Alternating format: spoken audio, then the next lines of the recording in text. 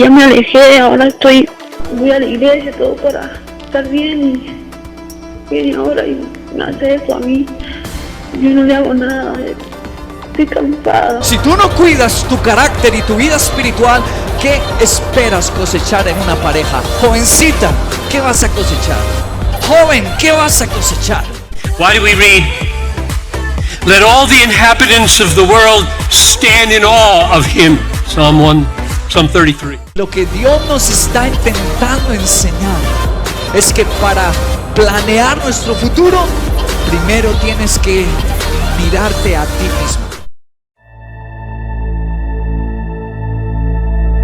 Un día antes de esto, Jennifer, quien sospechaba de sus intenciones, decidió grabar una conversación que sostuvieron.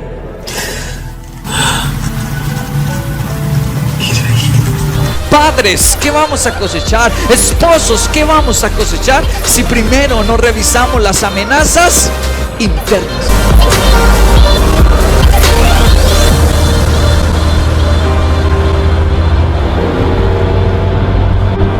Piensa hacia el futuro. Muchos de los fracasos sentimentales, familiares, justamente radican en este aspecto, porque es tan valioso. Jesús nos impulsó a pensar en el futuro. Desde el Génesis, Dios nos impulsó a pensar en el futuro. Dios le dijo al ser humano: el día que comas de este árbol que yo te prohíbo tomar, el día que comas, mueres. Todo perece. Y ellos, cuando vino la serpiente y los tentó, ellos no pensaron en él. La Biblia dice que Eva le pareció agradable, que le gustó a los ojos. Dijo: uy, esa chica está bonita, ese chico está bonito. Le pareció codiciable pegar un grito a los hijos, ofenderse con el esposo o la esposa, y solo se pensó en el momento. Vamos al texto de Josué 22. Vamos desde el verso 21.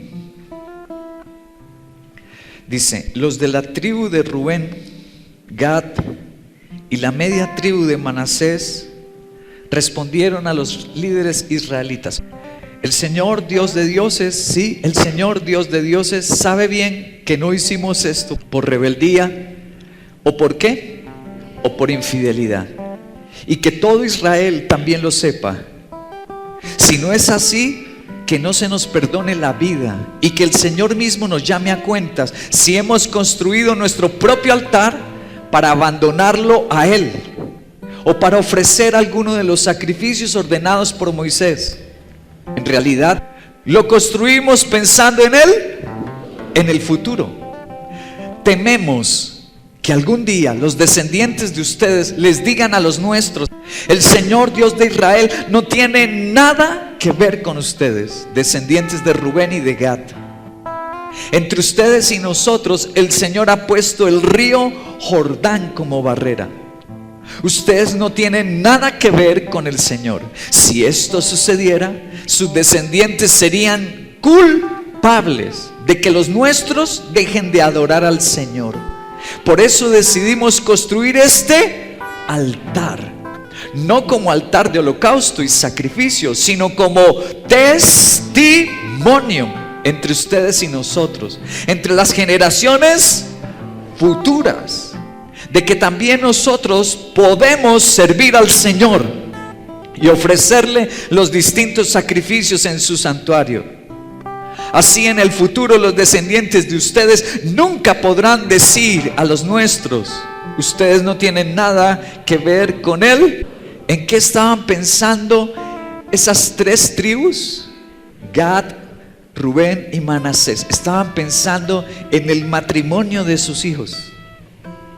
Estaban pensando en sus nietos.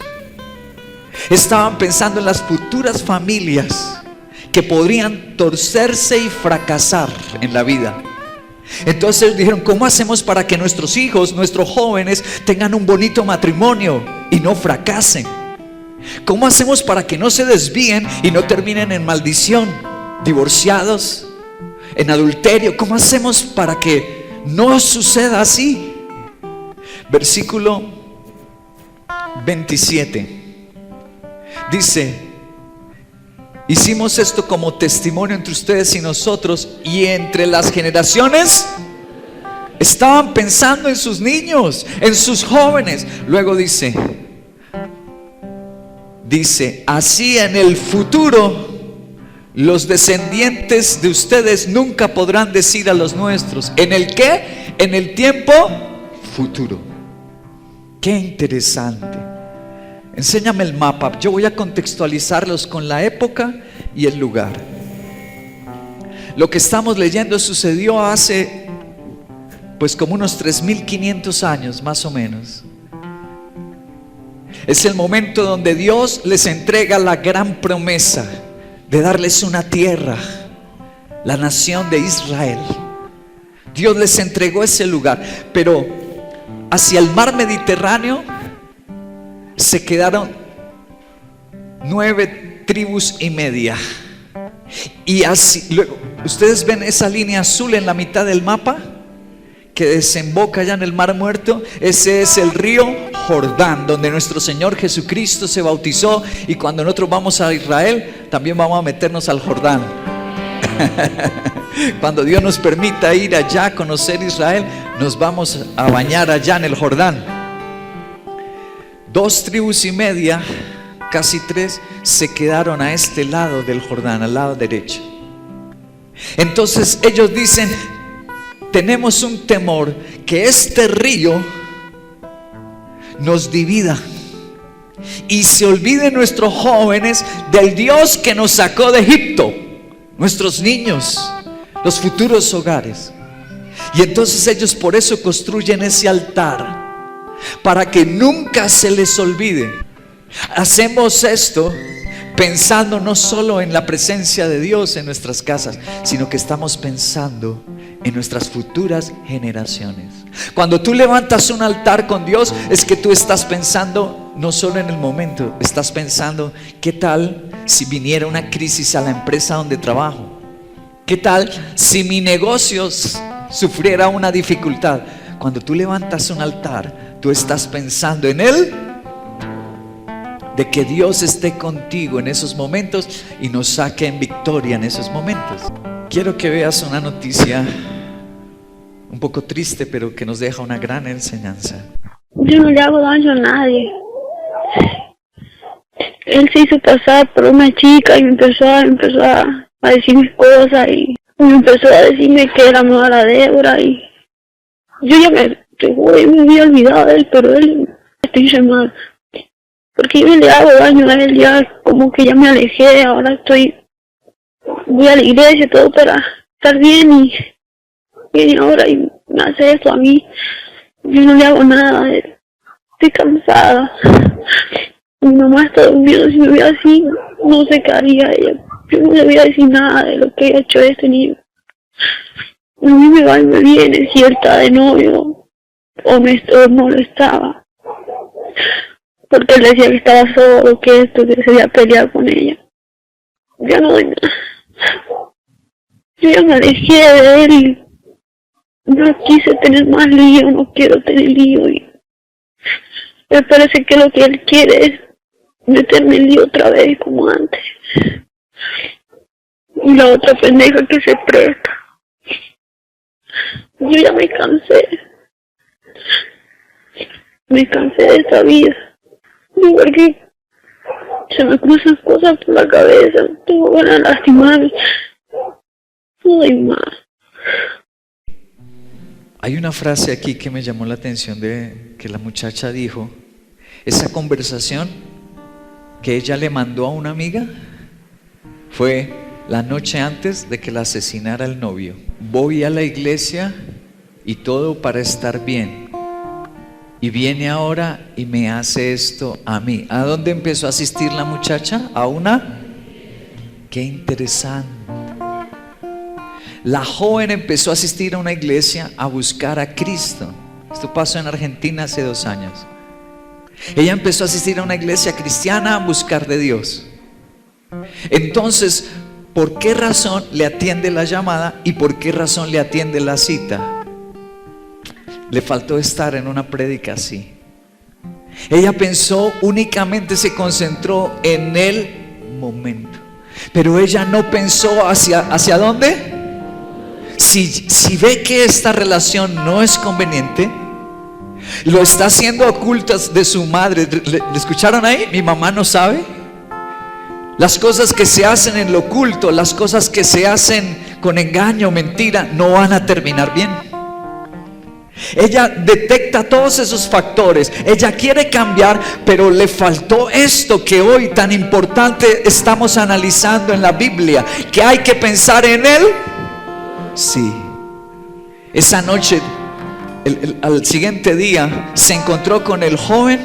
Tuvieron relaciones sexuales. No se sabe si fue consentido o fue violada, y la mató. Pensó solamente en el ¿qué? En el instante. El daño que le iba a ocasionar a ella, las consecuencias del pecado. No pensó el daño a la familia, todo lo que iba a cosechar por lo que estaba haciendo a escondidas, con engaños y contra la palabra de Dios, en lo que podría pasar en el futuro. Para pensar en el futuro, lo que dice esta palabra, lo primero que dice, que quiero analizar esta mañana, que esta joven, Talía Recabarren es el nombre de ella. Talía no tuvo en cuenta, aunque empezó a asistir a la iglesia, pero como que no tomó esto con la seriedad que debería. Tú estás asistiendo a la iglesia porque el Señor te trajo. Dios, el Espíritu Santo, con sus cuerdas de amor te convenció, pero por favor no juegues. Lo primero dice el versículo 22. Regresemos a la lectura de Josué 24. El versículo 22 dice: el Señor Dios de dioses, sí, el Señor Dios de dioses sabe bien que no hicimos esto por rebeldía o por dos palabras importantes, dos conceptos que ellos esgrimen, que ellos muestran, estas 3 tribus. Y dice lo primero: no lo hicimos construir ese altar, prepararnos para futuro, no lo hicimos por rebeldía o por qué. Y ahora pasemos al versículo 28. Verso 28. Al final dice: no para hacer sacrificios en él, sino como testimonio. ¿Cómo qué? Van 3 conceptos. El primer concepto, rebeldía. El segundo concepto, infidelidad. Y ahora este concepto, testimonio. Ahora el versículo 29 dice: en fin, no tenemos intención alguna de rebeldía contra el Señor o con intención de abandonarlo. Infidelidad. 3 conceptos importantes: rebeldía, infidelidad y testimonio.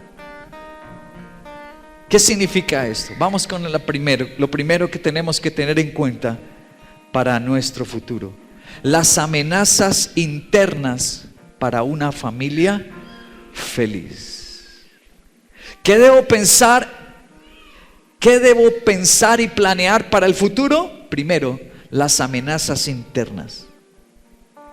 Ellos hablan hacia el futuro de sus hijos, de los hogares de ellos, y piensan: la rebeldía, tenemos rebeldía, somos infieles, tomamos a Dios con inconstancia para abandonarlo.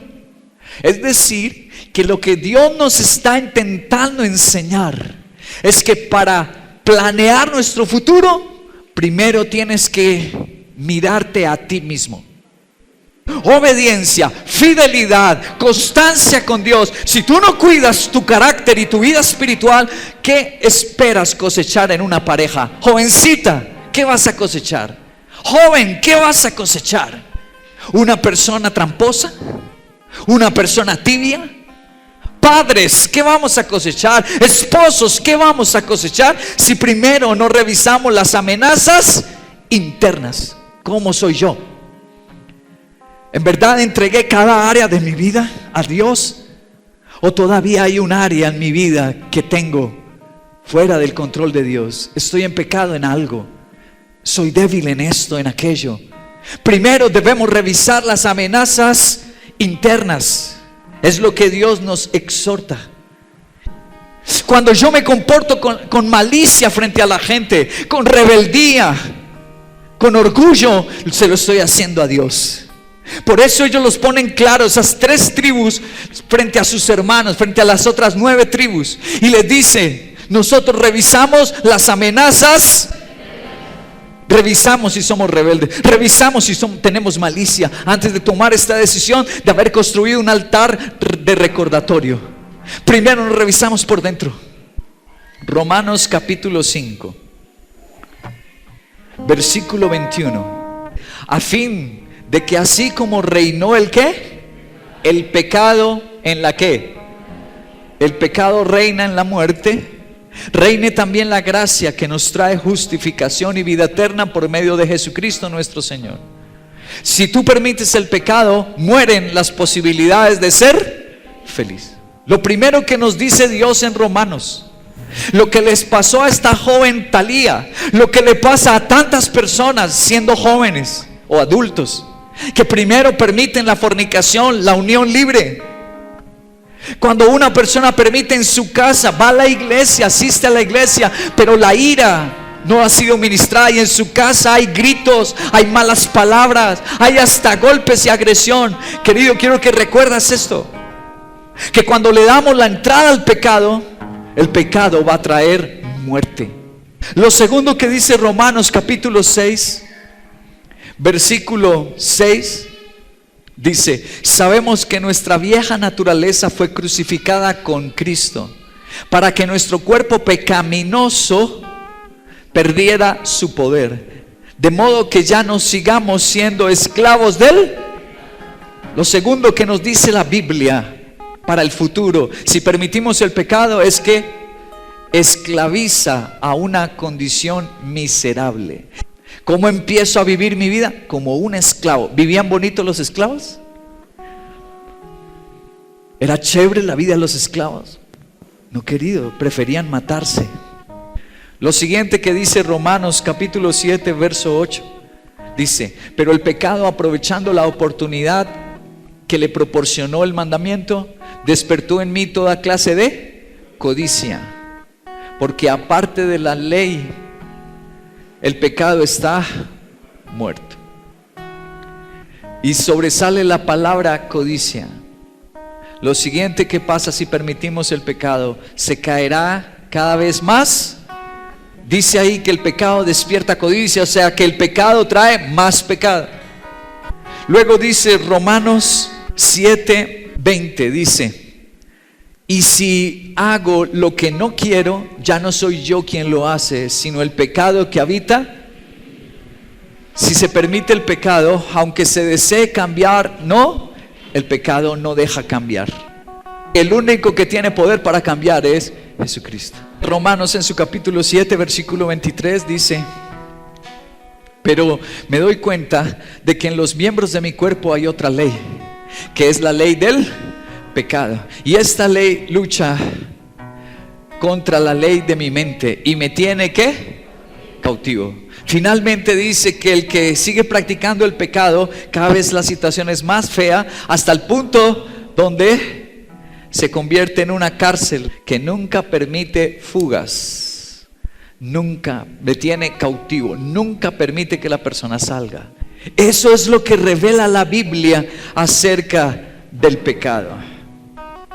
Las amenazas, la amenaza más difícil, querido, que experimentamos para nuestros sueños de ser feliz.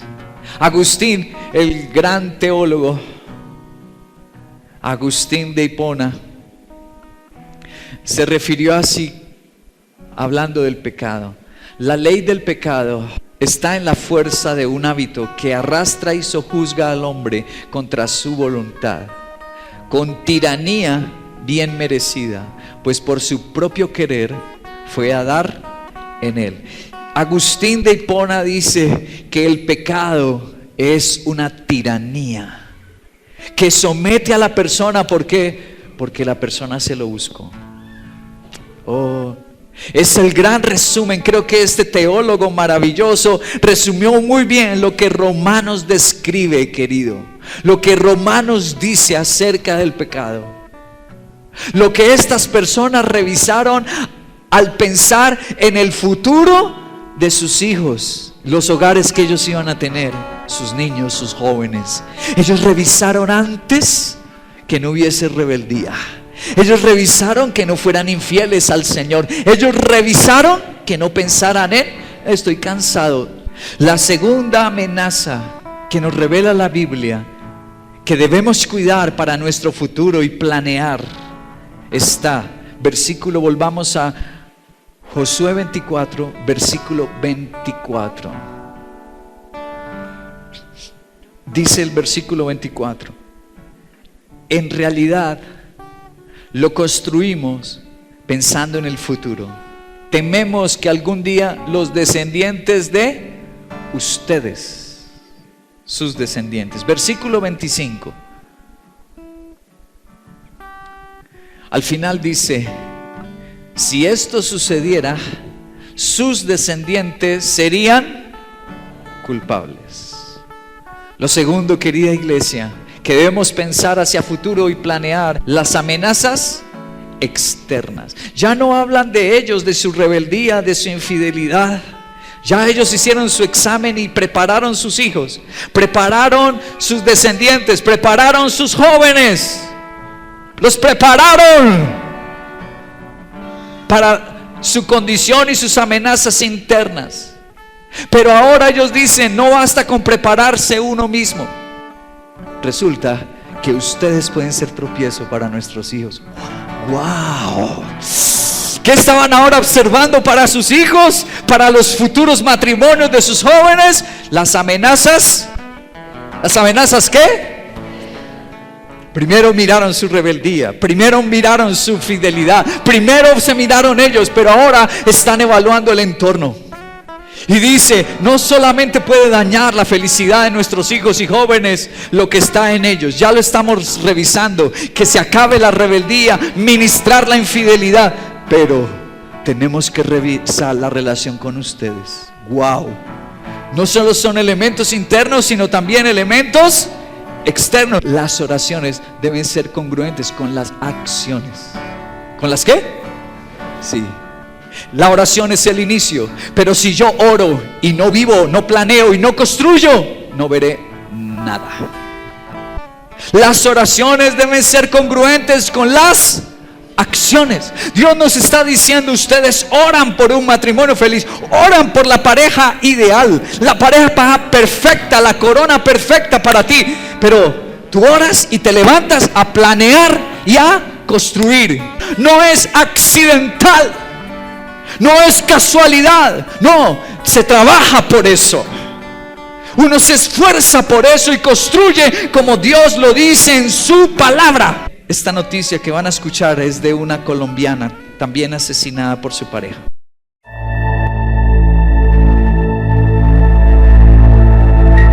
Un día antes de esto, Jennifer, quien estaba encerrada por Andrés y quien sospechaba de sus intenciones, decidió grabar una conversación que sostuvieron.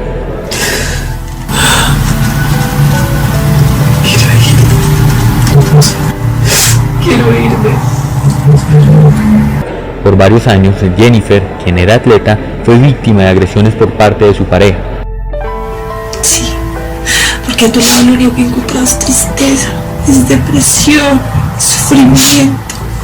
Es lo único que he tenido a tu lado. Porque es que yo no soy la única mujer. Yo soy la única. ¿Por qué? Porque lo que me ofreciste no fue porque se lo vas a ofrecer a otro.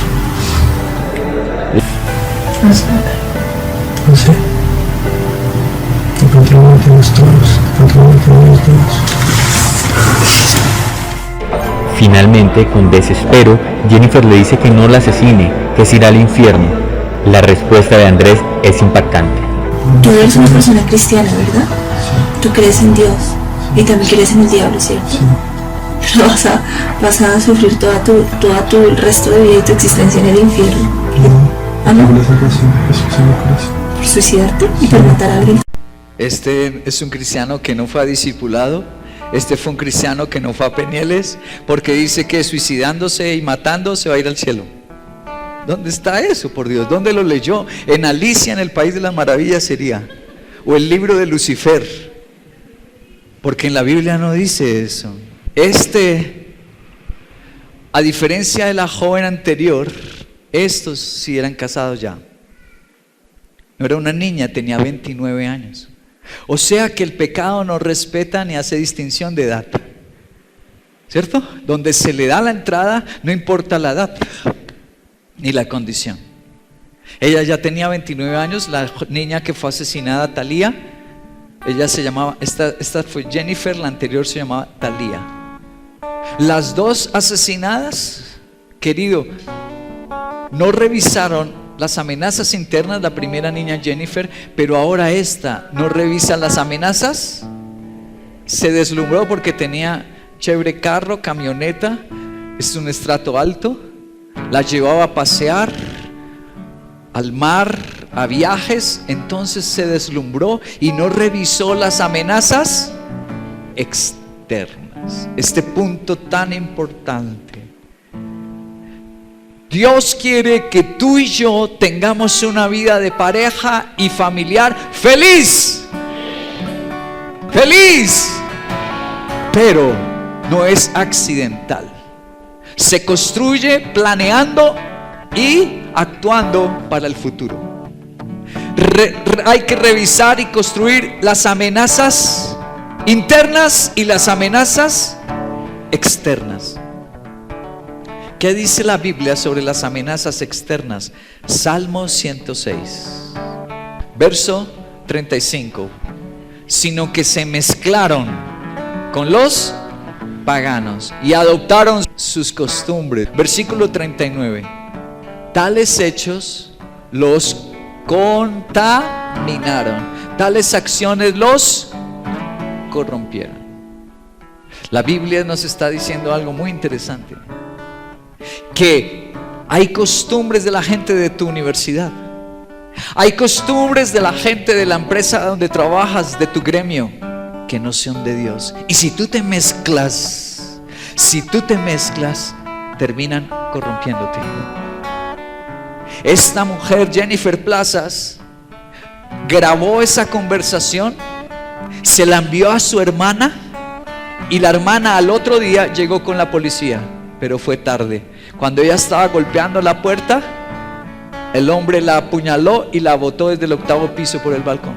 El Nuevo Testamento, Romanos capítulo 12, versículo 2 dice, esta es la versión Reina Valera contemporánea: no adopten las costumbres de este mundo, sino transfórmense por medio de la renovación de su mente, para que comprueben cuál es la voluntad de Dios, lo que es bueno, agradable y lo que Dios tiene para mi matrimonio, para mi familia, es algo bueno, agradable y sí.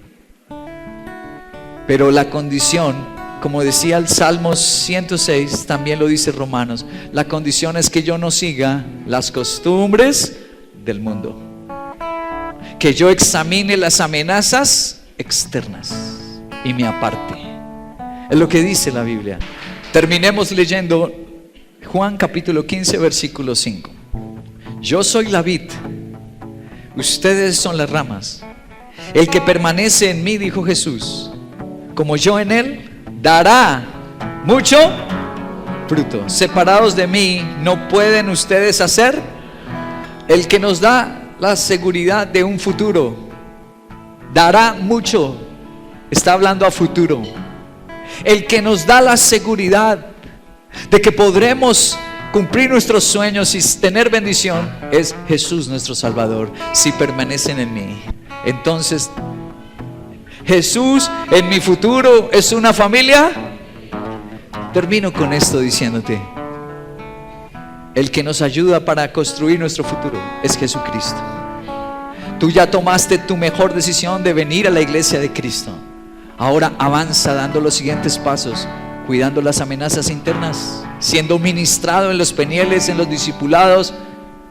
Para eso es que nos congregamos, para eso nos dejamos discipular, nos sometemos a líderes y pastores. ¿Para qué? Para ministrar las amenazas internas y también volvernos maduros para identificar y rechazar las amenazas externas. Voy a concluir con esta comparación, este cuadro comparativo. Talía Recabarren y Jennifer Plazas. Escucha esto bien, que nos muestra Dios estas lecciones tan impresionantes. Las dos tenían relación con el cristianismo. La noche antes de ser asesinada, Talía dice: estoy asistiendo a la iglesia, dice Talía. Pero Jennifer dice: tú eres cristiano. Quiere decir que las dos estuvieron como tú estás hoy, sentado en una banca en la iglesia cristiana o recibiéndola a través del video, el culto para Dios. Tuvieron las dos una relación con el cristianismo. La primera tenía 16 años, la segunda tenía 29 años.